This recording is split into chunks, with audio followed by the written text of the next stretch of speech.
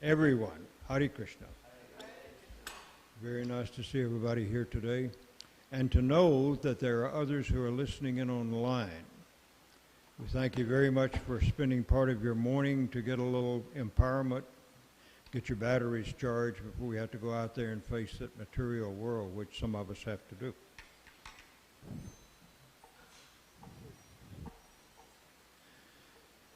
This is Rupanuga Das here with you this morning. For those of you who have not yet met me, I'm a disciple of His Holiness Tamal Krishna Goswami Maharaj, grand disciple of His Divine Grace A.C. Bhaktivedanta Swami Prabhupada. This morning we're going to be reading from the Srimad Bhagavatam, 2nd canto, 2nd chapter, no, 5th chapter, text number 21. We begin with 21 and we'll read through text number 35. So we invite everyone to, if you've got a book close at hand or if you've got your phone tuned into database, then you can read along with us when we begin. First, we will invoke the blessings of the Supreme Lord. Invocation. Jaya Radha Madhava Kunja Bihari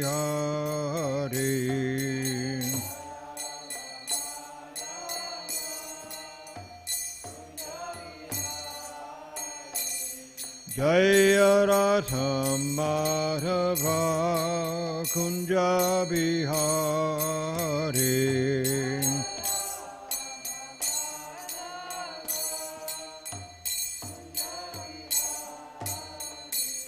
Jaya Gopi Dhanavallabha Girivaradhari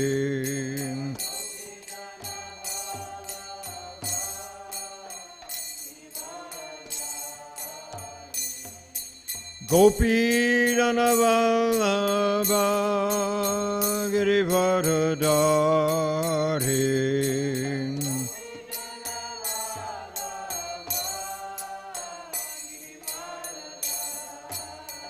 Yashodanandana Brajajana Ranjana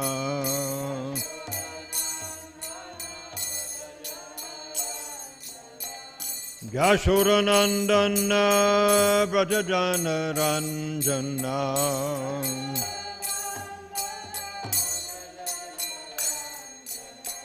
Yashodanandana Brajajana Ranjana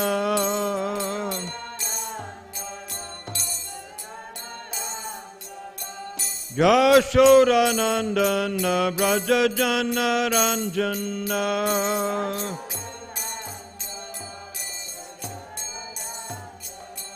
Yamuna Tira Vanachari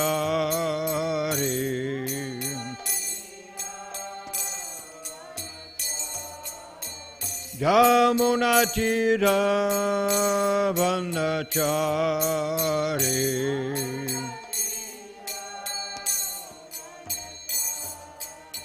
Jai Radha Madhava Kunja Bihari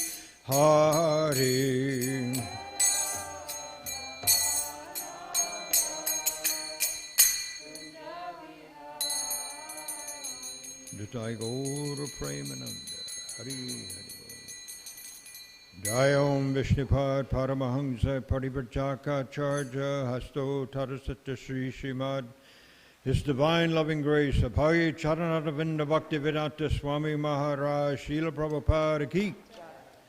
Jai Om Vishnupad Paramahamsa Parivrajaka Charja Asto Tarasata Sri Srimad His Divine Loving Grace.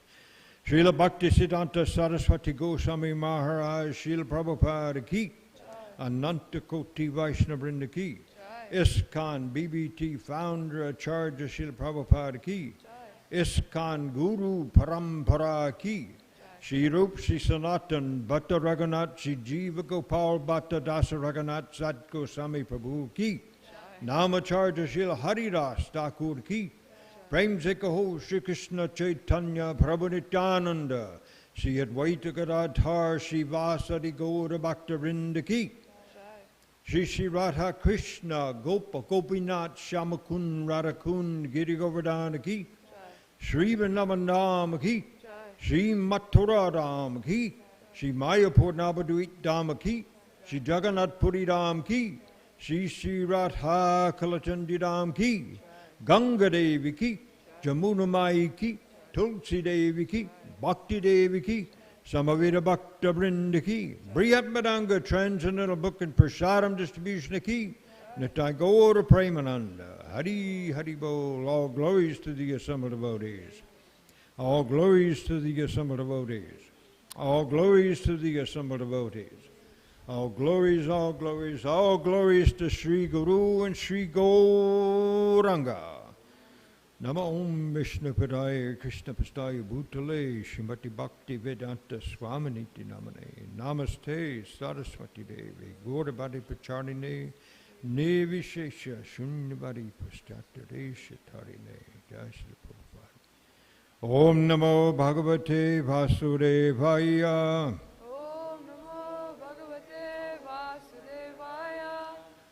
Om Namo Bhagavate Vasudevaya. Om Namo Bhagavate Vasudevaya. Om Namo Bhagavate Vasudevaya. Om Namo Bhagavate Vasudevaya. Narayanam Namaskritya Narayanam Namaskritya Naram Chaiva Narottamam Naram Chaiva Narottamam Devim Saraswatim Yasan Devim Saraswatim Vyasam Tato Jayam Udirayat Tato Jayam Udirayet Nasta Praeshva Badreshu Nasta Praeshu Badreshu Nityam Bhagavata Sevaya Nityam Bhagavata Sevaya Bhagavatyuttama Shloke Bhagavati Uttama Shloke Bhaktir Bhavati Naistaki Bhaktir Bhavati Naistaki Rantaraj Srimad Bhagavatam Ki Jai.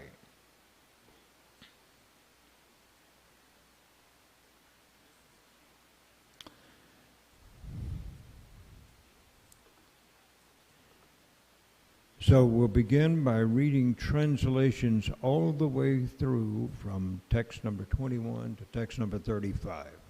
A lot of reading to do. Okay, so Janaki Devi, would you kindly begin with us? Text number 21.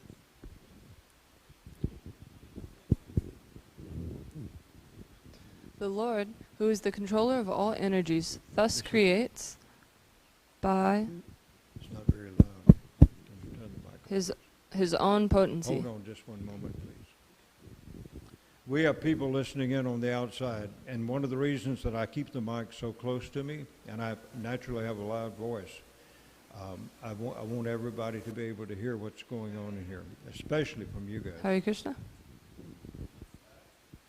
Better. Good. Yes. Thank you. The Lord, who is the controller of all energies, thus creates, by his own potency, eternal time, the fate of all living entities, and their particular nature, for which they were created, and he again merges them independently. Sumedha V. Vishaka Sundari Devidasi. Would you read next, please? Text 22. After the incarnation of the first Purusha, Karanara Navasai Vishnu, the Mahat...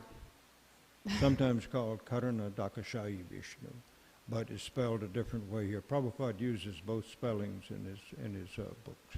Go ahead, please.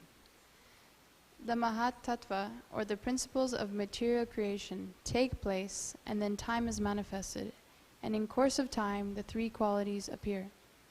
Nature means the three qualitative appearances. They transform into activities. Okay. Dinatarini Devi Dasi. Text number 23, please. Material activities are caused by the Mahat Tattvas being agitated. At first, there is transformation of the modes of goodness and passion, and later, due to the mode of ignorance, its knowledge and different activities of material knowledge come into play. Okay. Bhakta, please. Text 24. the self-centered materialistic ego, thus being transformed into three features, becomes known as the modes of goodness, passion, and ignorance, in three divisions, namely the powers that evolve matter, knowledge of material creation, and intelligence that guides such materialistic activities. Narada, you are quite competent to understand this. Okay, so this is who talking to Narada Muni? Lord Brahma. That's correct. Okay, Mr. Dunmapu, would you please read text number 25? Sorry. Text 25. From the darkness of false ego, the first of the five elements, namely the sky, is generated. Its subtle form is the quality of sound, exactly as the seer is in relationship with the seen. Mr. Dunmapu, please, text number 26 through 29. Because the sky is transformed, the air is generated with the quality of touch, and by previous succession the air is also full of sound, and the basic principles of duration of life, sense perception, mental power, and bodily strength. When the air is transformed in course of time, and nature's course, fire is generated, taking shape with the sense of touch and sound. Since fire is also transformed, there is a manifestation of water, full of juice and taste. As previously, it also has form and touch, and it is also full of sound. And water, being transformed from all variegatedness on earth, appears odorous, and, as previously, becomes qualitatively full of juice, touch, sound, and form, respectively. Janaki Devi, would you please read text 30? From the mode of goodness, the mind is generated and becomes manifest, as also the 10 demigods controlling the bodily movements. Such demigods are known as the controller of directions, the controller of air, the sun god, the father of Daksha Prajapati, the Ashvini Kumaras, the fire god, the king of heaven, the worshipable deity in heaven, the chief of the Adityas, and Brahmaji, the Prajapati. All come into existence. And Sumeravi, Vishaka Sundari Devidasi, would you read text number 30? This will be the last one. By further transformation of the mode of passion, the sense organs like the ear, skin, nose, eyes, tongue, mouth, hands, genitals, legs, and the outlet for evacuating, together with intelligence and living energy, are all generated. All right, so let's skip back over to text number 21, please. Is that up? We're getting there. I will read the transliteration of the text line by line, and if you would repeat after me, please. Kalam karma svabhavam cha mayesho mayaya svaya atman yadrichaya praptam vibhubhushur upadare. Let's do it one more time. Kalam karma svabhavam cha mayesho mayaya svaya atmam yadrichaya praptam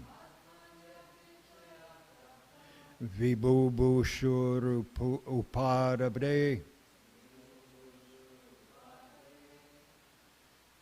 All right. You want to have individual recitations? All right. Someone read the translation. I'm not the translation. Read the Sanskrit. You want to begin? Just begin. Kalam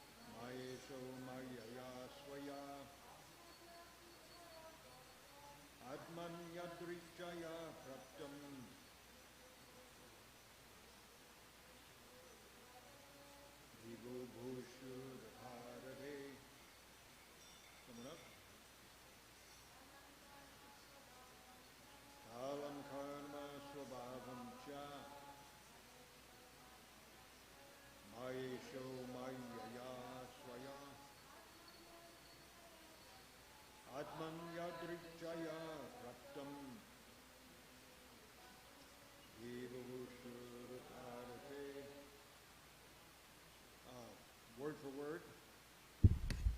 Kalam, eternal time. Karma, the fate of the living entity. Swabhavam, nature. Cha, also. Maya, potency. Isya, the controller. Mayaya, by the energy. Swaya, of his own. Atman, and in parentheses, Atmani, unto his self. Jadrichaya, independently. Praptam, being merged in. Vibhu bhushu, appearing differently. Uparade, accepted for being created again. Once again, the text, the Lord, who is the controller of all energies, thus creates by his own potency eternal time, the fate of all living entities and their particular nature for which they were created, and he again merges them independently. Just would you begin with paragraph number 1 of the purport by His Divine Grace, A.C. Bhaktivedanta Swami Prabhupada Ki Jai. The creation of the material world, wherein the conditioned souls are allowed to act subordinately by the Supreme Lord, takes place again and again, after being repeatedly annihilated. The material creation is something like a cloud in the unlimited sky. The real sky is the spiritual sky, eternally filled with the rays of the Brahmajyoti, and a portion of this unlimited sky is covered by the Mahat Tattva, a cloud of the material creation, in which the conditioned souls who want to lord it against the will of the Lord, are put into play as they desire, under the control of the Lord, by the agency of his external energy. As the rainy season appears and disappears regularly, the creation takes place and is again annihilated, under the control of the Lord, as confirmed in the Bhagavad Gita 8:19. All right, would you stop there, please? And Janaki Devi, would you please begin there with So the Creation? So the creation and annihilation of the material world is a regular action of the Lord, just to allow the conditioned souls to play as they like, and thereby create their own fate of being differently created again in terms of their independent desires at the time of annihilation. The creation, therefore, takes place at a historical date, as we are accustomed to think of everything which has a beginning in our tiny experience. The process of creation and annihilation is called anadi, or without reference to date regarding the time the creation first took place. Because the duration of even a partial creation is 8,640,000,000 years, the law of creation is, however, as mentioned in the Vedic literatures, that it is created at certain intervals and is again annihilated by the will of the Lord. Okay, stop there, please. And would you read next, please? The whole material, or even the spiritual creation, is a manifestation of the energy of the Lord, just as the light and heat of a fire are different manifestations of the fire's energy. The Lord, therefore, exists in his impersonal form by such expansion of energy, and the complete creation rests on his impersonal feature. Nonetheless, he keeps himself distinct from such creation as the Purnam, or complete, and so no one should wrongly think that his personal feature is not existent due to his impersonal unlimited expansions. The impersonal expansion is a manifestation of his energy, and he is always in his personal feature despite his innumerable unlimited expansions of impersonal energies. All right, stop there, please. Dina Tarini, would you read? For human intelligence, it is very difficult to conceive how the whole creation rests on his expansion of energy. But the Lord has given a very good example in the Bhagavad Gita. It is said that although the air and the atoms rest within the huge expansion of the sky, which is like the resting reservoir of everything materially created, still the sky remains separate and unaffected. Similarly, although the Supreme Lord maintains everything created by his expansion of energy, he always remains separate.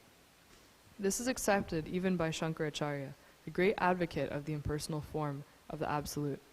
He says, Narayanaha Paro Vyaktat, or Narayan exists separately, apart from the impersonal creative energy. Okay. Bhakta Jose Prabhu, would you feel comfortable reading from the beginning of the end of page 262? The whole creation thus merges within the body of transcendental Narayana at the time of annihilation, and the creation emanates from his body again with the same unchanging categories of fate and individual nature. The individual living entities, being parts and parcels of the Lord, are sometimes described as Atma, qualitatively one in spiritual constitution. But because such living entities are apt to be attracted to the material creation, actively and subjectively, they are therefore different from the Lord. Om Jnana Timirandasya Jnananjana Salakaya Chakshurun Militam Jena Tasmai Sri Gurave Namah Sri Chaitanya Manovistam Stapitam Jena Bhutale Swayam Rupa Kadamaya Darati Swavarantikam Vandeham Sri Guru Sri Jutta Patikamalam Sri Gurun Vaishnavams Cha Shri Rupam Sagrajatam Sahagana Raghunathan Vitam Tam Sajivam Savadvaitam Savadutam Parijana Sahitam Krishna Chaitanya Devam Shri Radha Krishna Padam Sahagana Lalita Shri Vishakan Vitamscha He Krishna Karana Sindho Dinabandho Jagatpate Gopesha Gopika Kanta Radhakantan Namostute Taptakan Chana Gaurangi He Vrindavaneshwari Rishabhanu Sute Devi Pranamami Hari Priye Vanchakalpatarubhyascha Kripa Sindhubhye Cha Patitanam Bhavanebhyo Vaishnavebhyo Namo Namah Jai Shri Krishna Chaitanya Prabhu Nityananda Shri Advaita Gadadhar Shri Vasari Gaur Bhakta Vrinda Hare Krishna Krishna Krishna Hare Hare Hare Rama Rama Rama Hare Hare Grantaraj Srimad Bhagavatam Ki Jai Nama Om Vishnupadaya Krishna Pastaya Bhutale Srimate Tamal Krishna Goswaminiti Namane.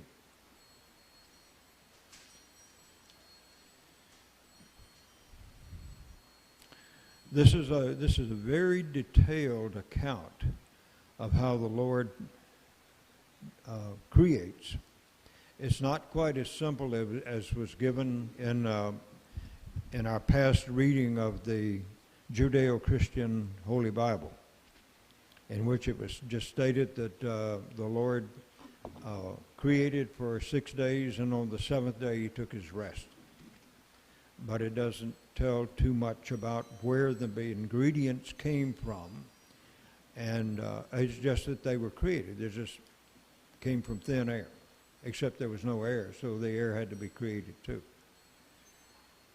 So this is this account is sometimes a little bit tedious to me to read. I hate to make that confession, but it is. Especially after I read it once or twice or three times. And so I wonder sometimes why Shukadev Goswami included all of this information. Well, we could even go back one more conversation and say, why did Lord Brahma tell his son, Narada Muni, all of these details? And isn't it amazing that Shukadev Goswami could recite all of this information, and there is no indication that he was personally present whenever Lord Brahma was speaking to Narada Muni. So just as with many of our literatures, Vedic literatures, the person who is speaking is not necessarily present, physically present at the time the words were being spoken by the speakers, the original speakers, but rather just by his meditation, he was able to hear and see what was going on. And that to me is kind of an amazing thing. I can't imagine it. So we're learning about how intricate the material energy of the Lord is, and how just by his desire he is allowing the creation to take place. Now, what can that do for us? This knowledge.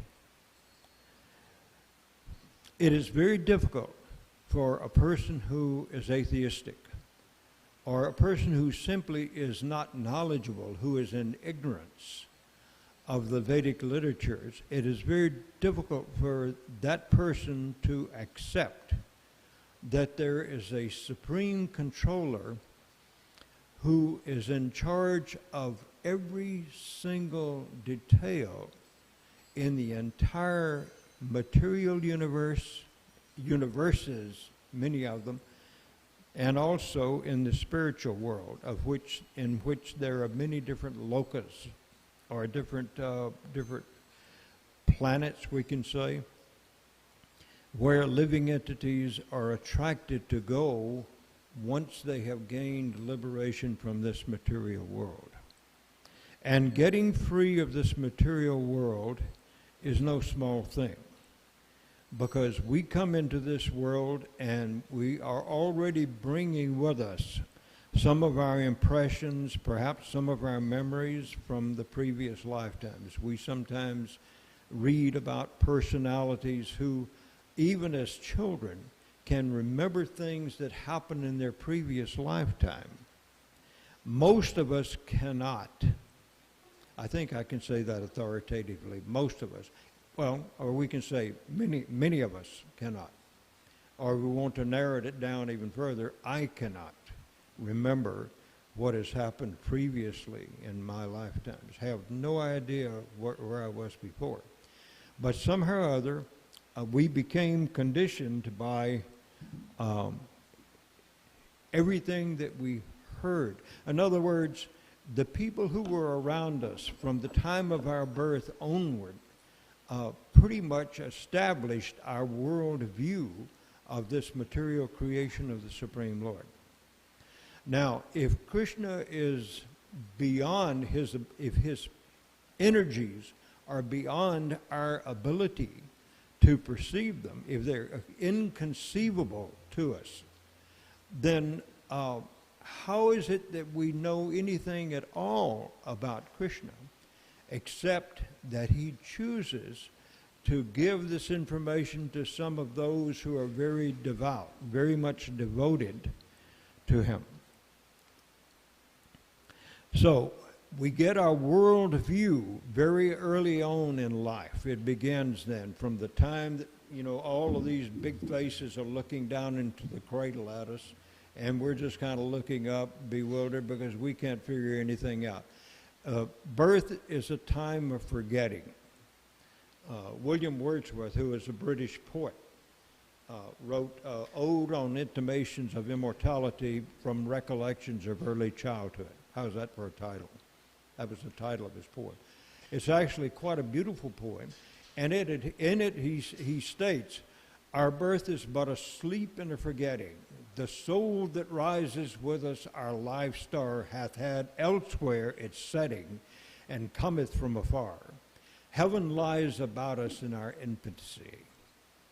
So it's amazing, isn't it? A person who, as far as we know, never had access to any of the Vedic literatures is able to produce a poem that talks about coming from some distant location into our present location. Our birth is but a sleep and a forgetting. So that means if we're forgetting at our birth, that means that there's something that we have had to forget. And that means all of the experiences of our previous lifetime or lifetimes.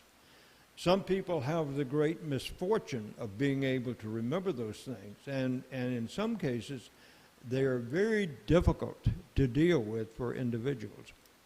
So how do we go about establishing our place in this material world, which is so intricate and difficult to deal with, even when we become older and mature, like when we reach, the grand old age of 21, 22, how about 30, 35, 40?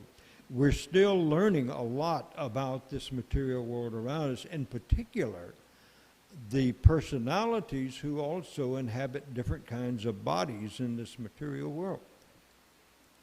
So somehow or other, we have to gain the ability to know how to deal with this. And I don't know about you all, but in the earlier part of this lifetime, I had no training in the existence in this material. I had no idea who I was. As far as I was concerned, I looked down at this body that I have and I say, this is my body.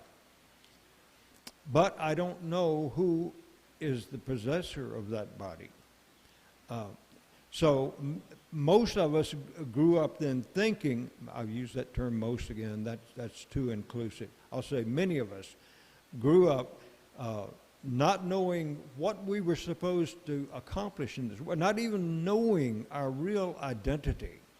And so with the help of our parents and our friends and our teachers and everyone else, our preachers, our rabbis, our ministers, with the help of those personalities, we gained some knowledge. But the one thing that has been particularly lacking up until the time that I met the devotees was to know exactly who I am and to know where I have come from and to know how long I'm supposed to be here and what I'm supposed to be doing in this material world. And so we get, little bits and pieces of instructions from various people. Be nice to other people. Be kind. Treat other people as you desire to be treated. And things like that. And work hard because you have responsibilities, especially if you're attracted to someone else, either of the same sex or of the opposite sex, and you plan to live with that person and support that person, then you have to prepare yourself to do that. And so this is, there's one section of Prabhupada's biography written by His Holiness, what was his name? Satsarup Das Goswami Maharaj. Yeah. One portion of that is called a lifetime in preparation. So, of course, he's talking about Srila Prabhupada having been born in a very positive, very highly advanced parentage. His father and mother gave him the beginning, especially his father. He speaks a lot about his father, but I'm sure his mother had as much influence as his father must have had. But his father was the one who determined that he would not go to college and become a lawyer or something. He really wanted his son Abhay Charan to become a proponent of Krishna consciousness. And then when Srila Prabhupada got up later in his life, he met His Divine Grace, Srila Bhaktisiddhanta Saraswati Goswami Maharaj. And from him, he learned how to prosecute this process of Krishna consciousness.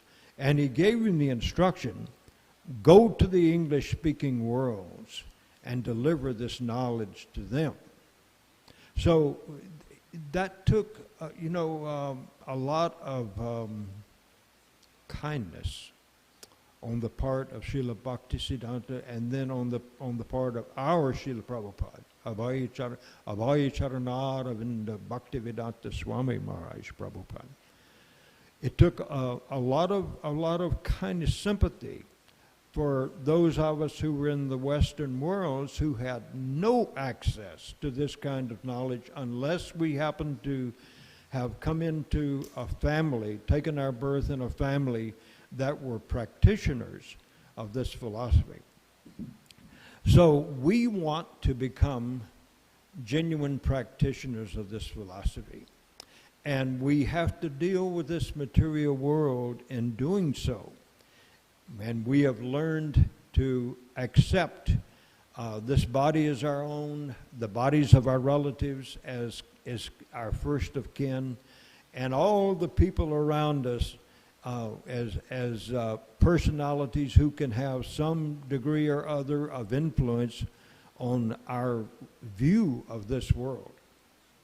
So I think that this is part of Srila Prabhupada's reason for writing such long purports in this chapter talking about the cause of all causes. That's the title of this chapter number 5 in Canto 2. The cause of all causes.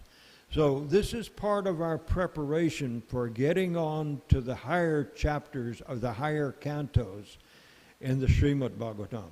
It's not unimportant at all. It's equally important. Sometimes we have to admit that it's a little difficult for us to go through it, especially if we are reading the purports at the time we're reading the translations. If we go through that way, then it's going to take some time. Some people choose to read only the translations and go through the entire thing, and then go back and start reading purports.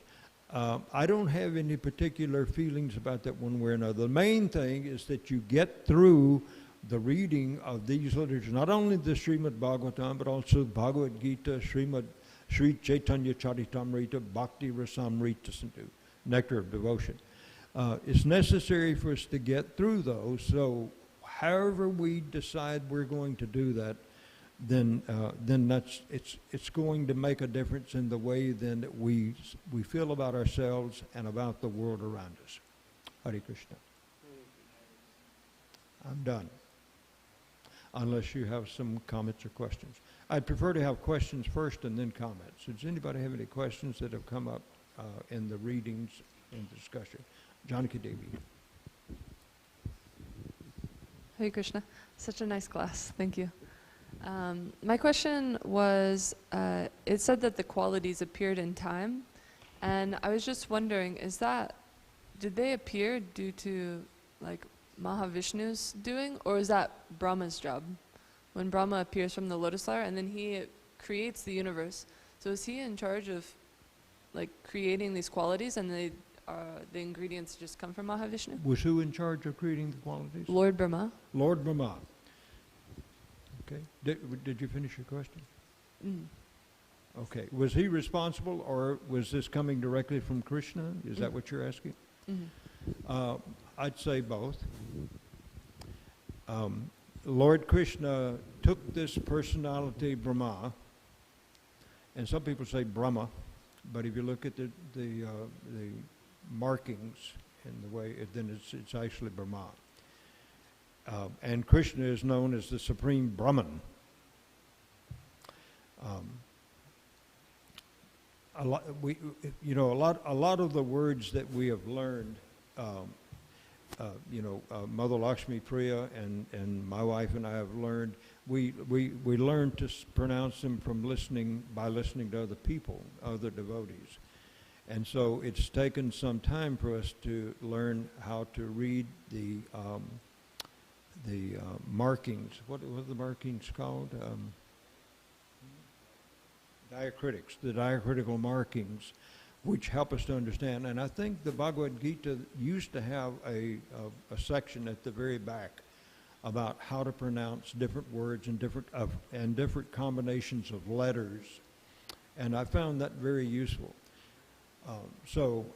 There are a number of words that you may hear me say that are a bit different from what you might have heard others say, the pronunciations.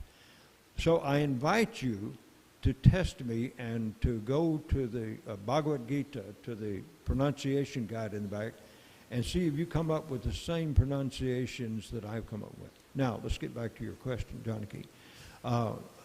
Krishna, created the universe. All the elements of creation were here from his material energy.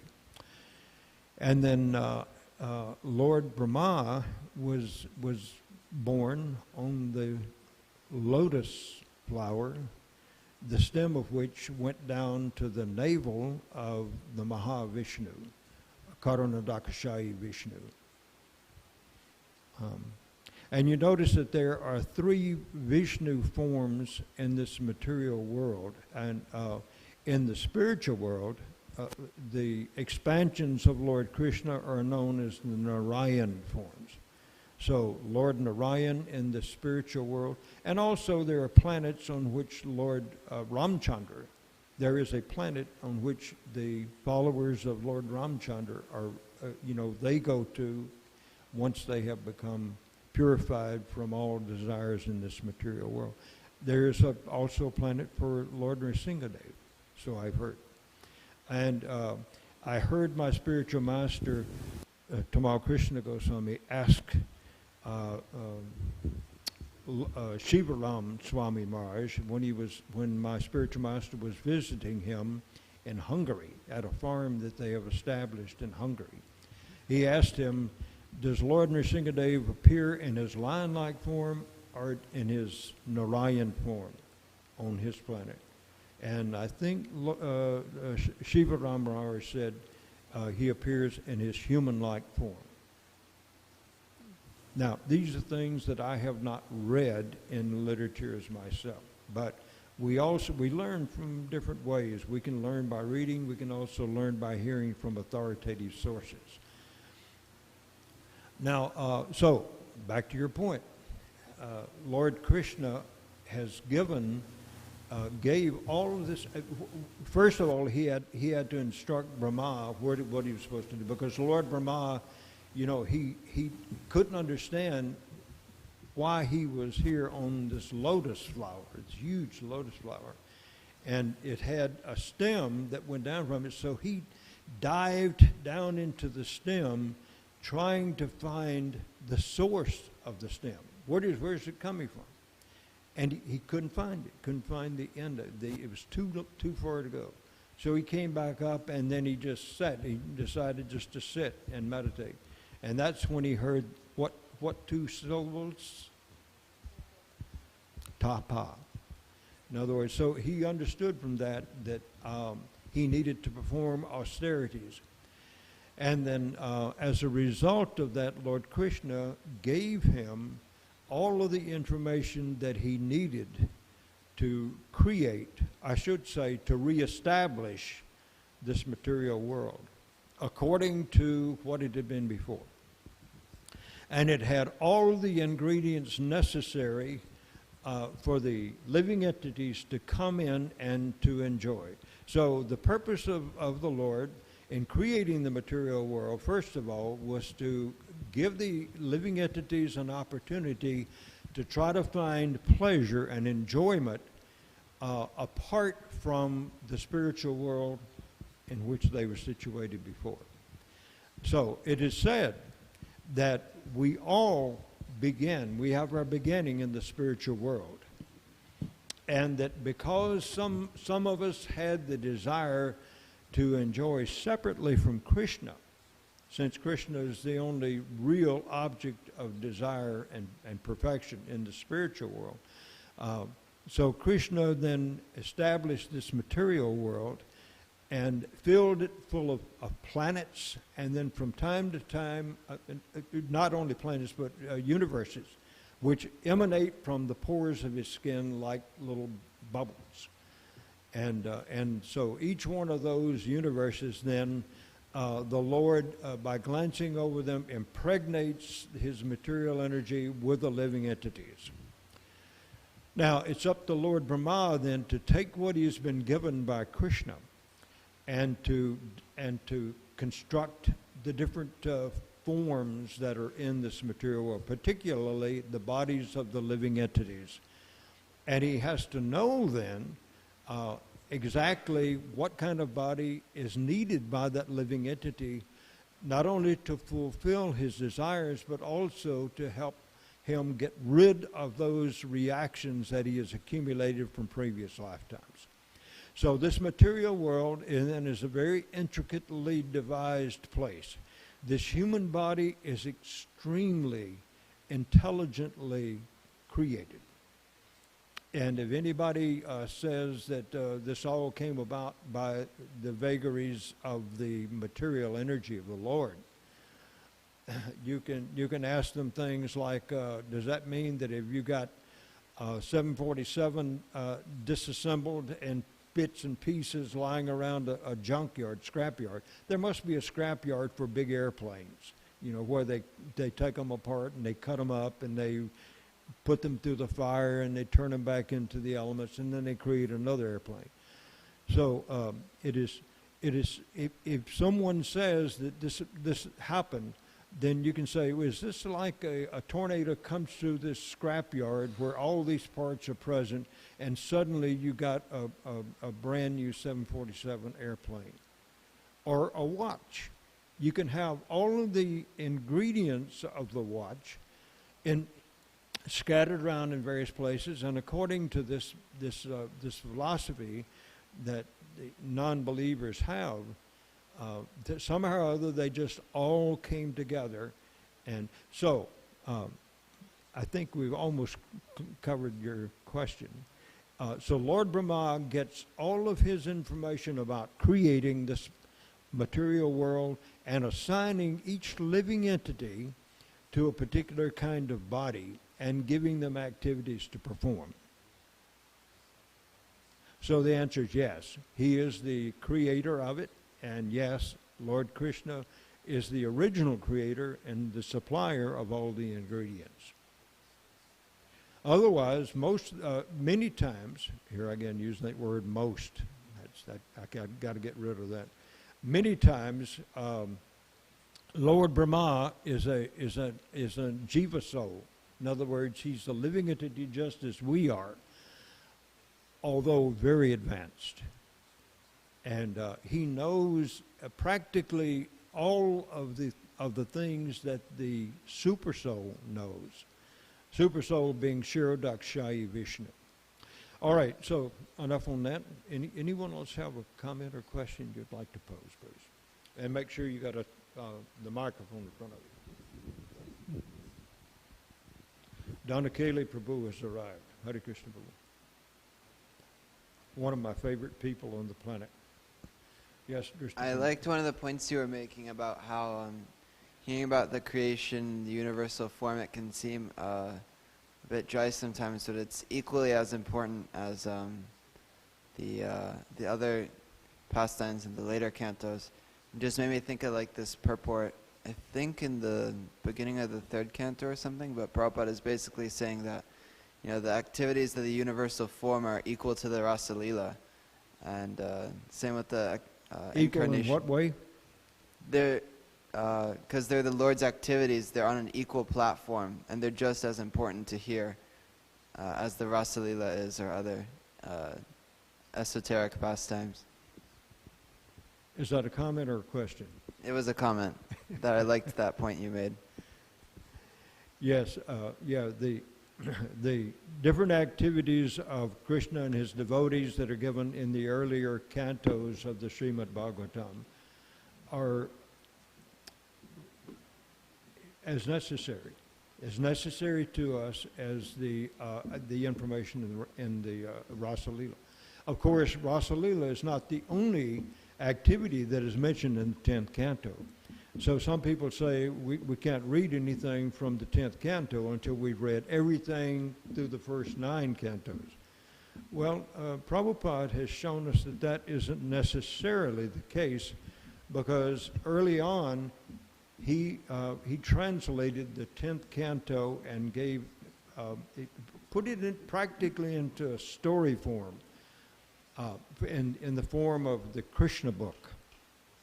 And now I think Krishna book is in 2 volumes. When it first came out, it was 3 volumes.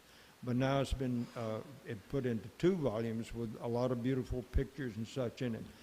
And in there, so we might say Prabhupada thought that we were too immature for the 10th canto, then why would he do the Krishna book? To attract our minds to Krishna, no doubt about it. So he's trying to give us information about Krishna and the spiritual world, and attract us to it so we can get over our attraction to these material bodies that we inhabit. Hare Krishna. May we stop now? Grantaraj Srimad Bhagavatam Ki Jai, Srila Prabhupada Ki Jai, Shri Shri Radha Kalachandjidam Ki Jai. We offer our respectful obeisance to all the Vaishnava devotees of the Lord who are just like desire trees, who fulfill the desires of everyone, and who are full of compassion for the fallen conditioned souls. Vanchakalpatarubhischa kripasindu evacha patitanam bhavanebhyo vaishnavebhyo namo namaha anantakoti vaishnavendra ki jai. Everyone, if you have time, chant the holy names of the Lord. Hare Krishna.